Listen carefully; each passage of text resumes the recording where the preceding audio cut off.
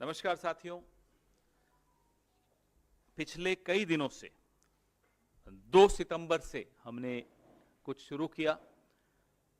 लगातार हमने खुलासे किए सेबी चेयरपर्सन माधवी जी के विषय में, उनकी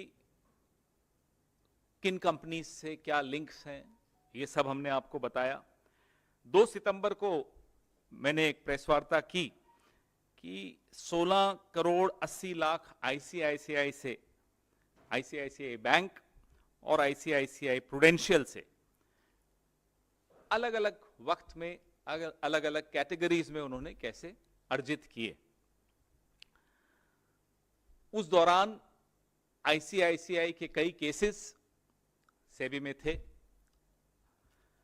3 सितंबर को आईसीआईसीआई ने कुछ जवाब दिए हमें, और उन जवाबों पे हमने फिर से 6 सितंबर को हमने फिर से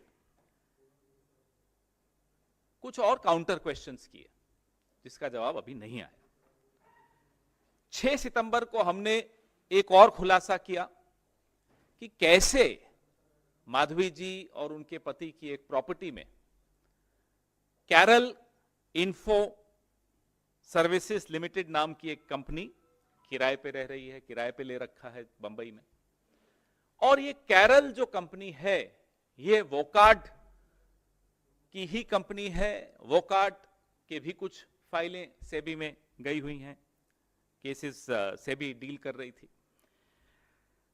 10 सितंबर को हमने एक और खुलासा किया।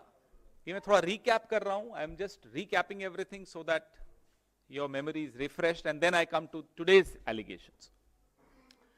10 सितंबर को हमने एक और खुलासा किया कि माधवी जी ने सार्वजनिक तौर पे कहा कि Aghora advisory private limited dormant हो गई थी जब से वो सेबी में आई। वो गलत बयानी थी, वो झूठ था। ना केवल अघोरा लगातार उसके बाद भी कंसल्टेंसी सर्विसेज दे रही थी, बड़े बड़े कॉर्पोरेट्स को दे रही थी, बड़ी बड़ी कंपनीज को दे रही थी, ऐसी कंपनीज को दे रही थी जो सेबी से भी, जिनका केसेस सेबी में खुले हुए थे। ना केवल ये, बल्कि माधवी जी अघोरा एडवाइजरी प्राइवेट लिमिटेड की 99% शेयर होल्डर थी। ये हमने आपको 10 तारीख को बताया। इस दौरान Mahindra and Mahindra, doctor Reddy's laboratories, Pidilite, इन सब ने हमें छोटा छोटा जवाब दिया। उन्होंने ये अपने जवाब में ये स्वीकार किया कि उन्होंने अघोरा को पेमेंट्स दी हैं कंसल्टेंसी की एवज में। यही बात हम खुलासा करके सामने लाए थे, तो उन्होंने ये कंफर्म किया है। क्योंकि ये पेमेंट्स जो माधवी जी के पति की कंपनी, वैसे तो माधवी जी 99% शेयर होल्डर हैं, लेकिन जॉइंट कंपनी को जो कंसल्टेंसी की मार्फत ये पेमेंट्स आई हैं, वो section 5 code on conduct conflict of interest of members of board 2008 की अवहेलना करता है, उसको वायलेट करता है। यही हमारा पॉइंट था, ये साबित हुआ। इसके बाद महिंद्रा ने अभी तक जवाब नहीं दिया इस बात का कि जो धवल बुच साहब को पर्सनली भी एक सैलरी गई और उनकी कंसल्टेंसी कंपनी अघोरा को भी पैसा दिया, इसके बारे में कोई स्पष्टीकरण महिंद्रा एंड महिंद्रा ने अभी तक नहीं दिया। क्या महिंद्रा एंड महिंद्रा को नहीं पता था कि धवल जी की पत्नी सेबी में है? केवाईसी नहीं हुआ था क्या? हम सबको तो अकाउंट खोलने में केवाईसी होता है, क्या इन्हें मालूम नहीं था क्या? आप धवल बुच साहब को पर्सनली भी पैसा दे रहे हो, उनकी कंपनी को भी पैसा दे रहे हो। 4.78 करोड़ पर्सनली दिया, 4 करोड़ 78 लाख और 2 करोड़ 59 लाख अघोरा एडवाइजरी को दिया, तथा कथित डॉर्मेंट कंपनी को दिया। So called dormant company got this money from companies which SEBI was adjudicating. This is our point. अब जवाब में आप, माधवी जी ने भी कोई जवाब दिए, मैं देख रहा था। जवाब में आप कहें कि साहब हमारी ये क्वालिफिकेशन है, आप बोले पवन जी आपने ये क्यों किया, सवाल आप मुझसे पूछें तो क्या मैं अपनी डिग्रियां गिनाऊंगा? मैं आपको जवाब दूंगा कि मैंने ये गलत किया, सही किया, जो भी किया। आप डिग्रीज का, हम आपकी बहुत कदर करते हैं। I am sure you are good at what you do, हमें आपसे कोई आपत्ति नहीं है, ना आपसे कोई पर्सनल कोई दुश्मनी है, लेकिन the question is to SEBI, the question is to the chairperson SEBI, the office of chairperson SEBI. Any conflict of interest in SEBI, in that institution of SEBI, has a direct bearing on the crores and crores of people who invest in stock market. हमारे सवाल SEBI की chairperson की कुर्सी से हैं, इस संस्था से हैं, क्योंकि कोई भी हितों का टकराव जब होता है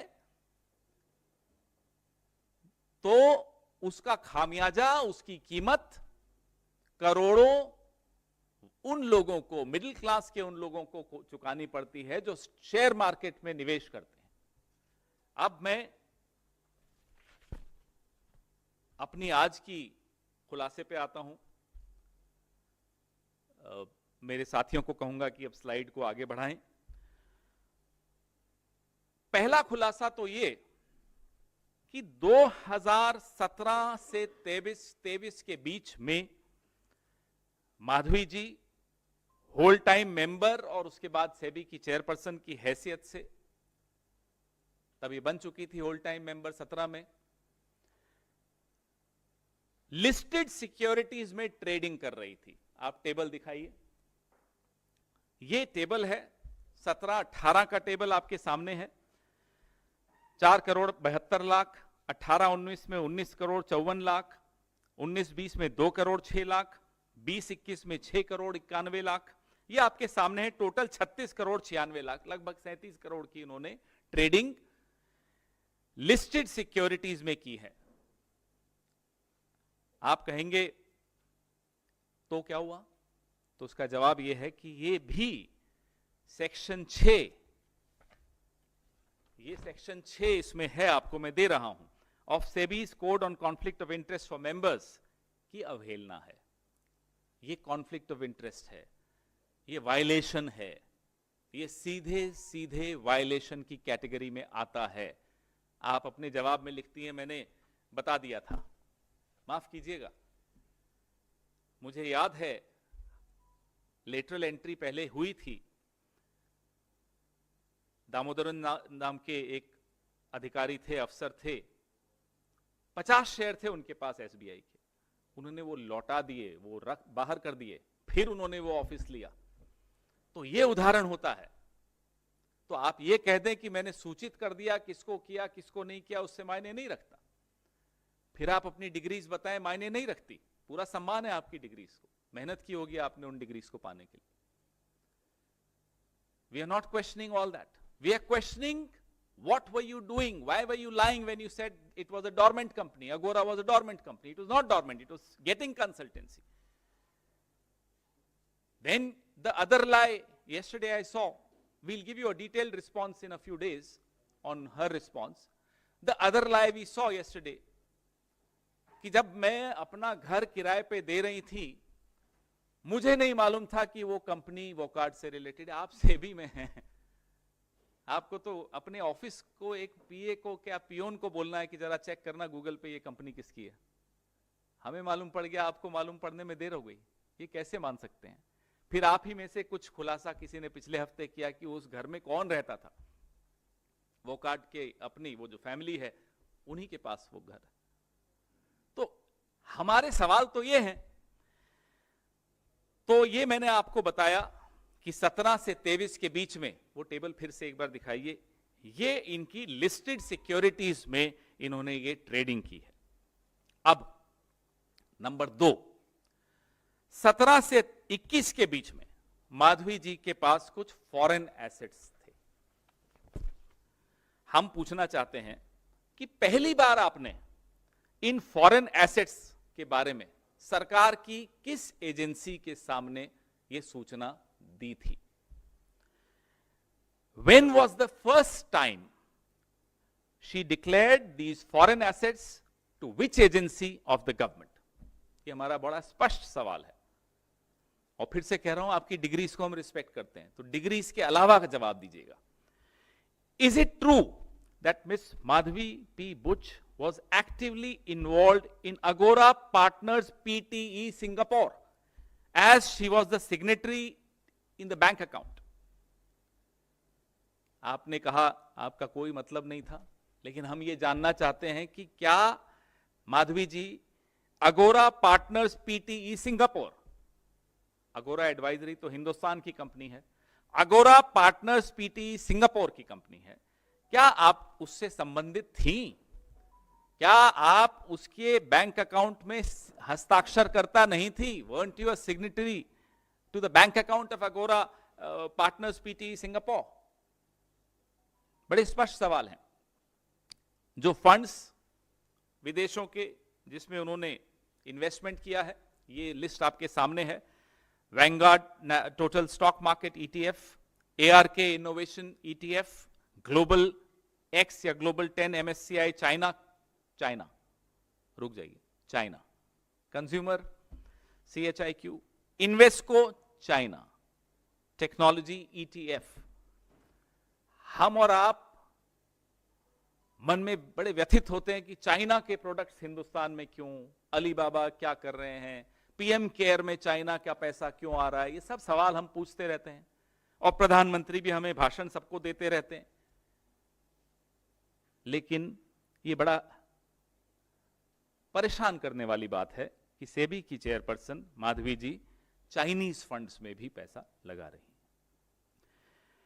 प्रधानमंत्री की क्लीन चिट देते हैं चाइना को, हमें मालूम है, लेकिन सेबी की चेयरपर्सन चाइनीज फंड्स में भी इन्वेस्ट कर रही हैं, ये भी जानकारी हमने आपके से साझा की। सवाल हमारे प्रधानमंत्री से है, is the Prime Minister aware that the SEBI chairperson has been trading in listed securities while in possession of unpublished price sensitive information? आप जिस पद पर बैठी हैं, आपके पास ऐसी सूचनाएं हैं जो किसी कंपनी के शेयर्स की कीमत पर असर डाल सकती हैं। You have access to that price sensitive information of these companies. आप जहां बैठी हैं वहां she was trading in listed securities. ये प्रधानमंत्री से हम जानना चाहते हैं, क्या आपको ये जानकारी थी, है? नहीं है तो आप दे दी हमने। Is the Prime Minister aware that Ms. Madhavi P. Buch has made high value investments outside India? If yes, what is the date of these investments and the date of disclosures?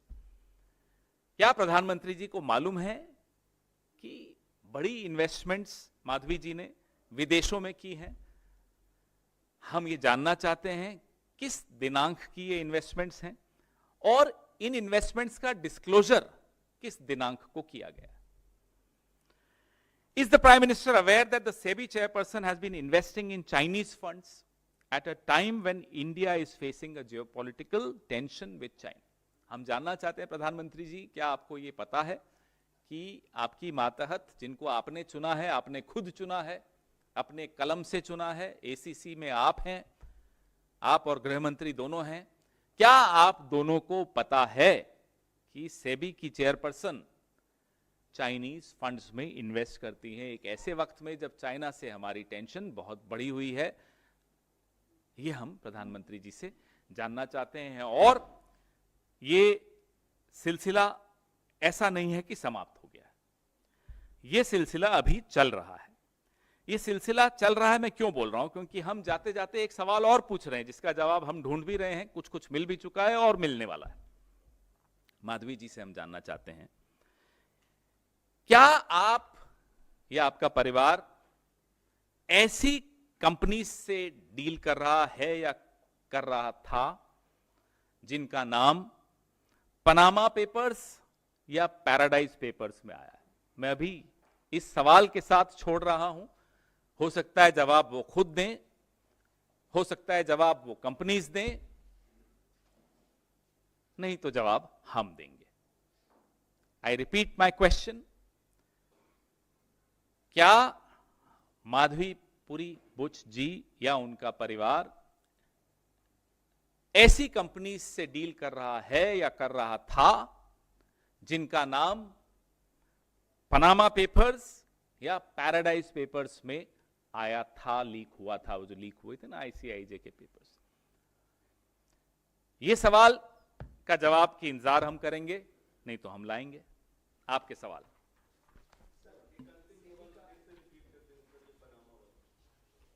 Hindi में, English में?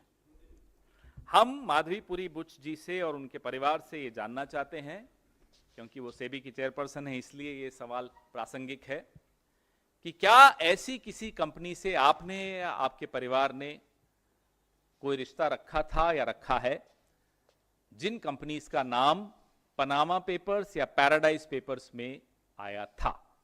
Sir, आपके पिछले 2 खुलासे के बाद उनका एक बयान आया है। उन्होंने कहा है कि जब से मैं सेबी से जुड़ा हूं तब से अंगोरा एडवाइजरी, अंगोरा क्या बोलते हैं समूह या महिंद्रा समूह, आईसीआईसी बैंक, इन तमाम कंपनियों से मैं कोई पेपर नहीं निपटाया। और उन्होंने कहा ये दुर्भाग्यपूर्ण है, आरोप दुर्भाग्यपूर्ण है। मैंने पढ़ा, ये अगोरा में उनकी शेयर होल्डिंग है। इसकी तारीख है 20 जून 2024। एक कागज दिया, लगातार मैंने आपको सूचनाएं दी, लगातार आपको बताया, 4-5 चीजें ही हैं, उनका जवाब अभी तक नहीं मिला है।